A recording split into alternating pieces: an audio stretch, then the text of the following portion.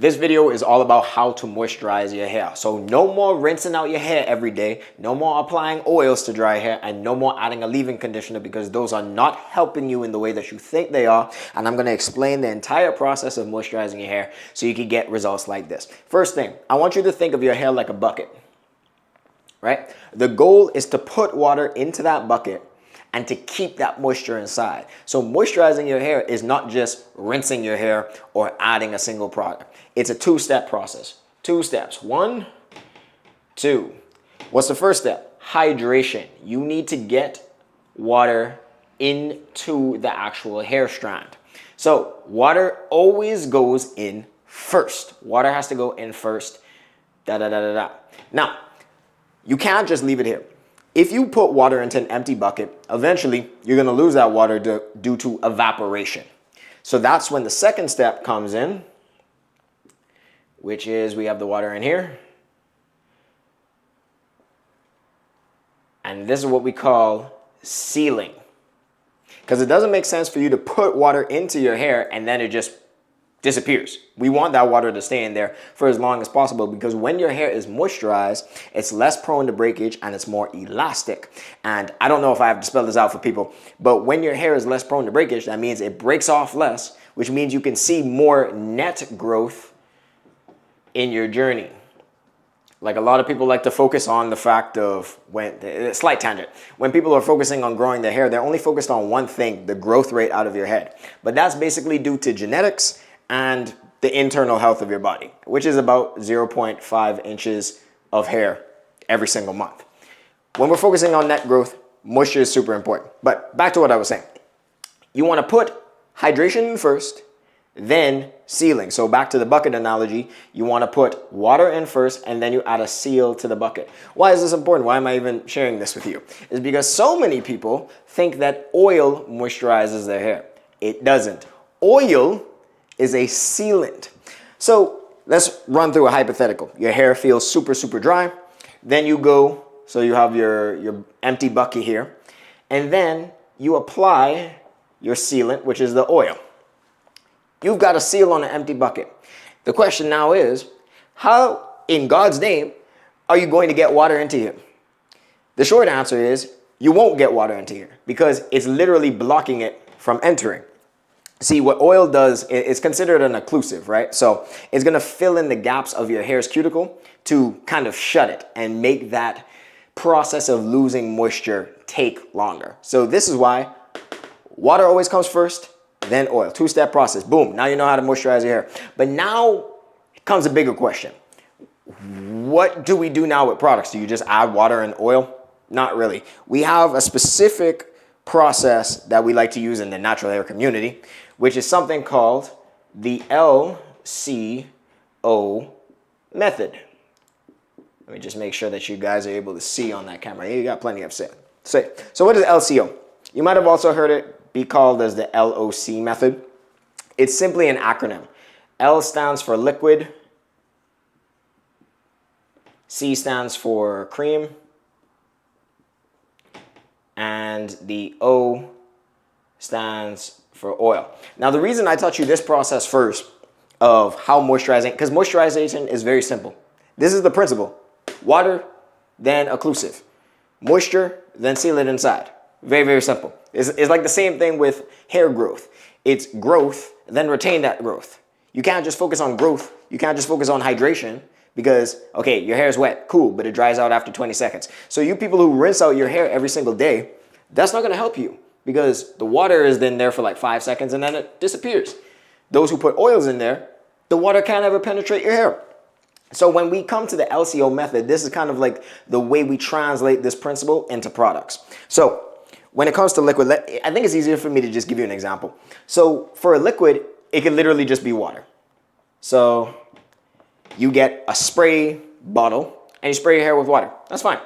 It could also be a leave-in conditioner. Let me just put it here. Hope you guys could see that. Just a leave-in conditioner. That's an example of the liquid portion.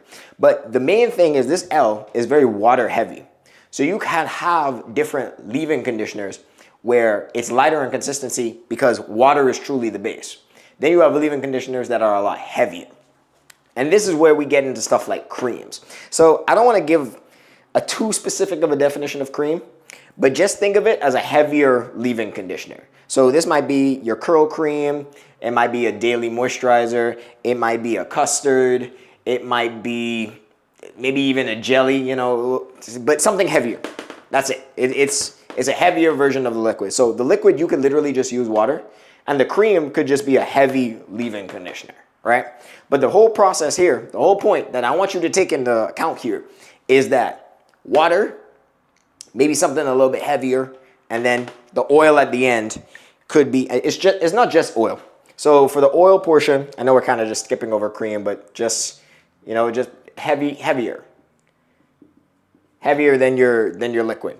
Then the oil could be something like jojoba. Flip. I might have just butchered. Don't question my spelling, okay? I'm teaching you here, not language, okay? It could be a jojoba oil. It could be a tea tree oil. Could be something even like castor oil. Castor oil is very, very thick. But it can also be something like shea butter. See, shea butter, quite oily. Shea butter is an occlusive, so that can help seal moisture inside. LOC is just a rearrangement of the steps. So instead of liquid cream oil, you're going liquid oil cream. Which one should you use? That depends on your hair porosity. I could cover that in a separate video. But the main thing here, why do you even need to know your hair porosity? So I'll just explain it very, very quickly for you. If you have questions, feel free to drop it down below in the comment section. And also, if you're interested in a free hair routine, there's one in the description. It goes over everything you should do to your hair from day 1 to day 7 of managing your curls. It's a template, so it should get you started. It's not where you should end up, but it'll get you started. So the reason why we need to know porosity, right? And if you don't know porosity, I'm hoping you could still see it. The reason why we need to know porosity refers to your hair's ability to absorb and retain moisture. So it's typically separated, I'm gonna go up here now, where it's low, medium, and high. Low porosity means that it's harder for your hair to absorb moisture, but it's harder for it to lose it. So think of hair that it takes long to get wet, pause, to the point where products just sit on your hair. They don't get absorbed into the hair. You have to deal with product buildup a lot. That's low porosity hair. But it also is hard for the water to exit your hair. So once your hair is wet, then it's not going to dry out for a while. Medium porosity, just in the middle. You're not special. High porosity, on the other hand, is where it's easy for your hair to absorb moisture, but it's easy for it to lose it. So your hair gets wet easily. It's not a problem. It's not a problem for your hair to get wet. The problem comes in the fact that your hair dries out very quickly as well. Why am I even talking about this? Is it important? Hell yeah, it's important. So listen up. It's going to affect how you approach this method. So we know the principle, and I'm bringing it back because I really want you to understand this. I don't want y'all to come in the comments being like, oh, what product should I use for X, Y, and Z? I want you to understand the specifics. Then we can get into products. Is you want to build your entire hair routine if you have low porosity.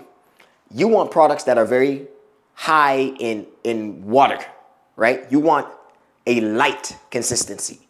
So your leave-in conditioner or your L might just be water. If you are using a leave-in, you want it to be high consistency in water. So light consistency. It's not heavy, very light. Then when it comes to the cream, you might want to use something lighter than what typical people will use. So you might use something that is closer to, I don't know, a custard. I'm coming off of the cuff right now, but water, light consistency, not heavy. When it comes to your oil, you might use a light oil like argan oil, right? That's an example. Or yeah, let's just say you use water and then you could use a leave-in for the cream. It's just very, it's light in consistency. And then you use something like argan oil. How would this translate to high porosity hair? It's not a problem for your hair to absorb that moisture. You want to use something heavy to keep that moisture inside. So when it comes over here, actually, we'll get rid of this. Let's create some space so you can truly understand. When it comes to high porosity, so LCO, instead of just a regular leave-in conditioner, instead of just water, my apologies, instead of just water, you'll use a leave-in. Now, this won't be as light in consistency. When it comes to the cream, you might use a curling cream or a custard. This could be a styling product as well.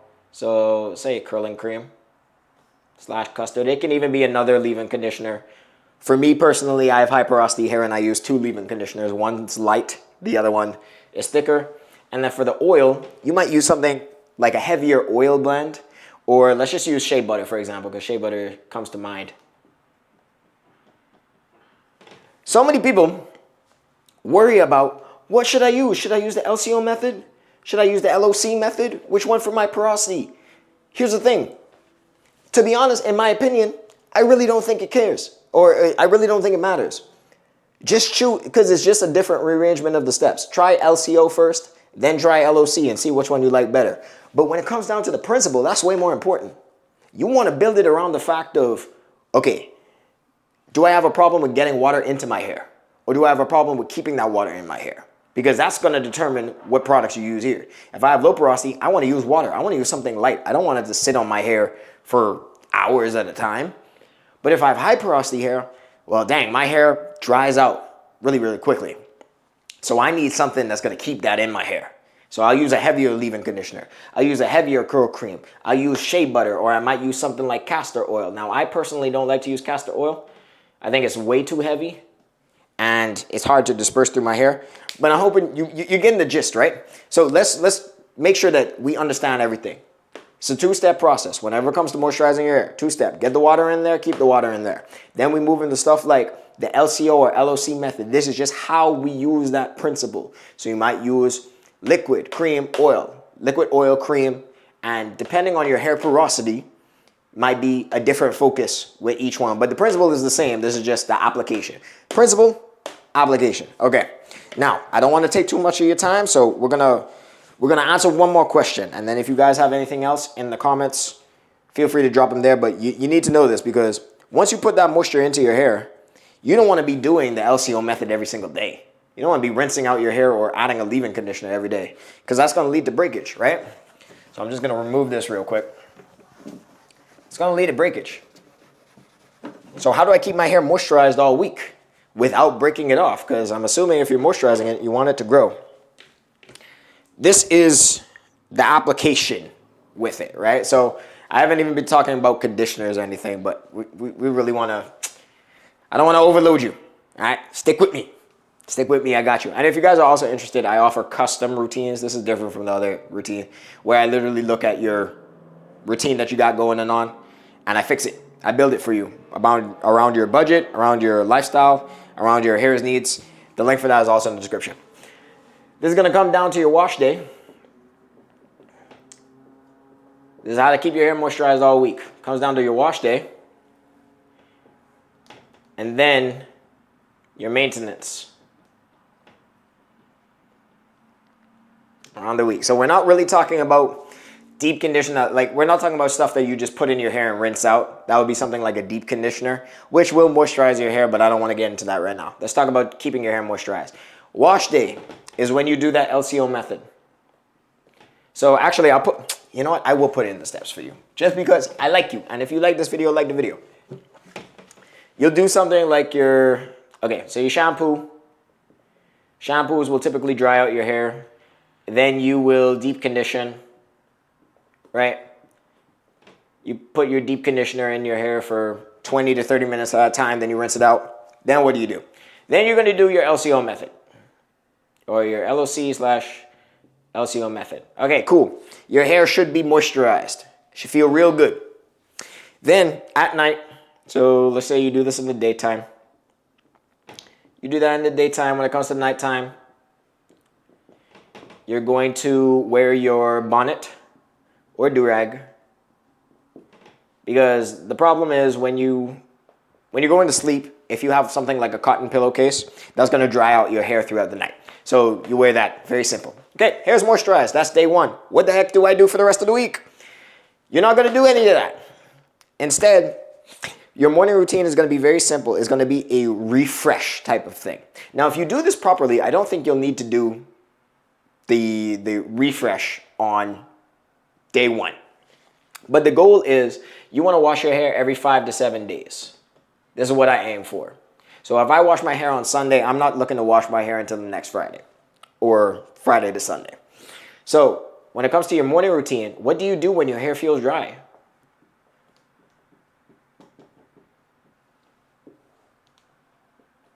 Two words. Spray bottle.